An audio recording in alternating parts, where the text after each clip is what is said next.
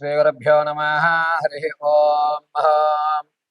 जातवेदसे सुनवाम सोममर्राति यतो निदहति वेदः सनुपरुषति दुर्गाणि विश्वानावेव सिन्धुन्द्रितादग्निः तामग्निवर्णं तपसा ज्वलन्तीं वै रोचनीं कर्मफले जुष्टां दुर्गां देवीगुं शरणमहं प्रपद्ये।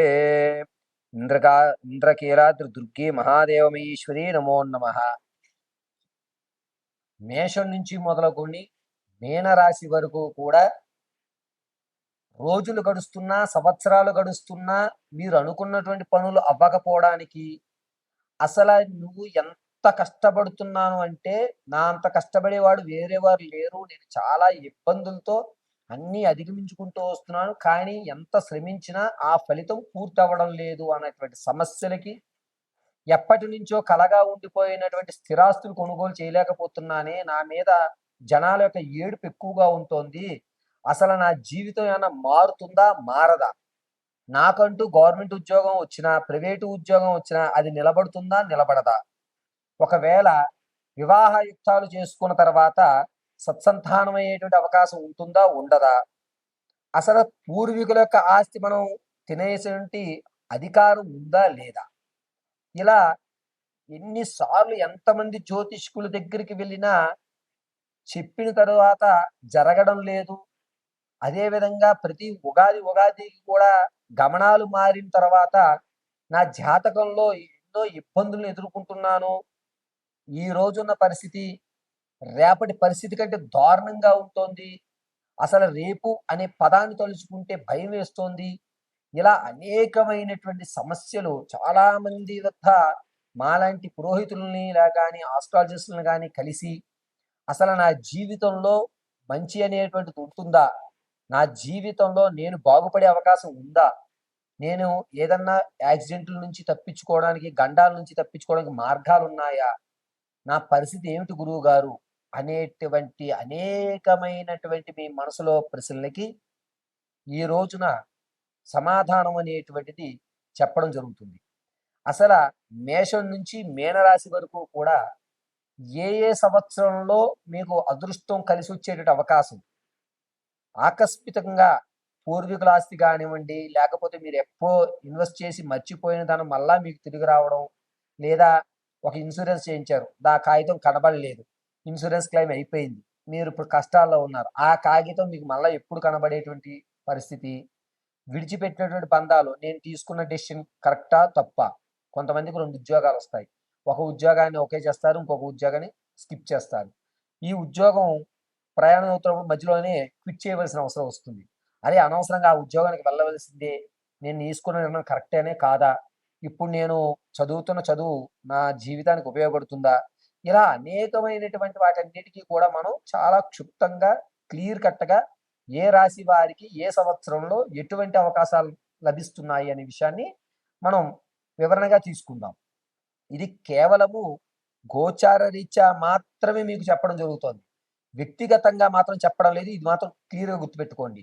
మేషం నుంచి మీనం వరకు కూడా 2030 సంవత్సరం వరకు కూడా ఏ విధమైనటువంటి మార్పులు జరుగుతున్నాయి, మీకు ఎప్పుడు ఏ అవకాశాలు రాబోతున్నాయి అనే విషయాన్ని మనం క్లియర్ కట్‌గా మనం చూసుకుందాం.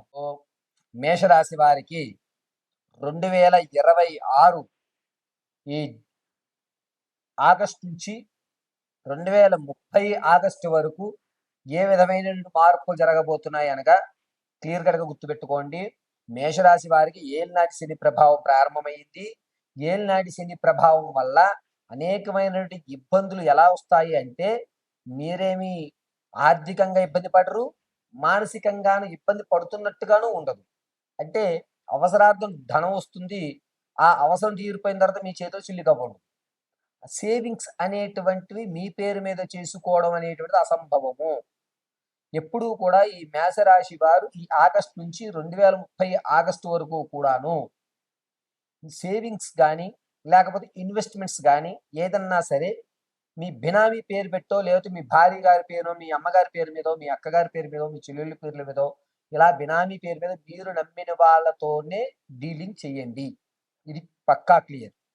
ఇక మానసికమైనటువంటి ఒత్తిడి కలుగుతుందే గాని దీన్ని మీరు పెద్దగా కేటారు చేయరు. చేద్దాం. పైన భగవంతుడున్నాడుగా చూసుకుందాంలే ఏదైతే ఏంది అన్నటువంటి ఒక కాన్ఫిడెన్స్ లెవెల్ అయితే మాత్రం మీ కళ్ళలో ఖచ్చితంగా ఈ ఆగస్ట్ నుంచి ఏర్పడుతుంది.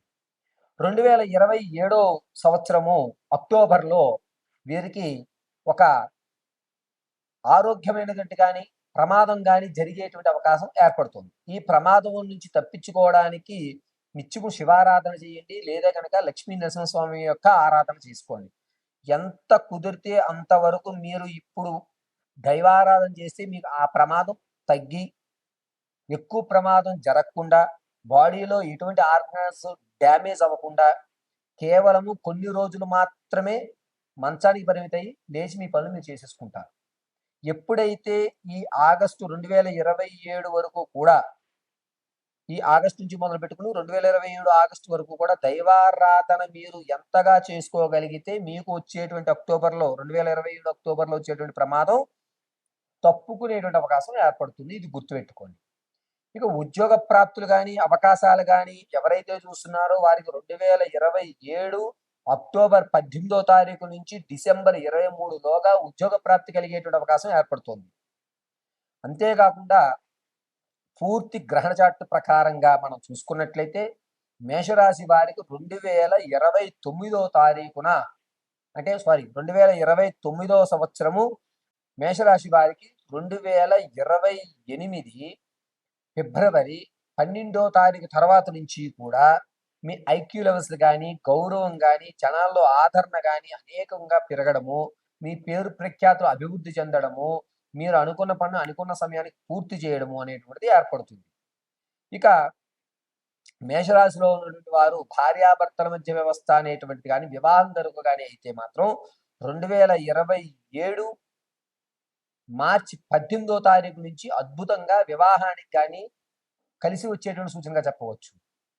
వ్యాపారాలు ఆల్రెడీ ప్రారంభం చేసిన వాళ్ళు, ఇబ్బందులు పడుతున్న వాళ్ళకి మాత్రం ఈ 2026 అక్టోబర్ 11వ తారీఖు నుంచి కలిసి వస్తుంది.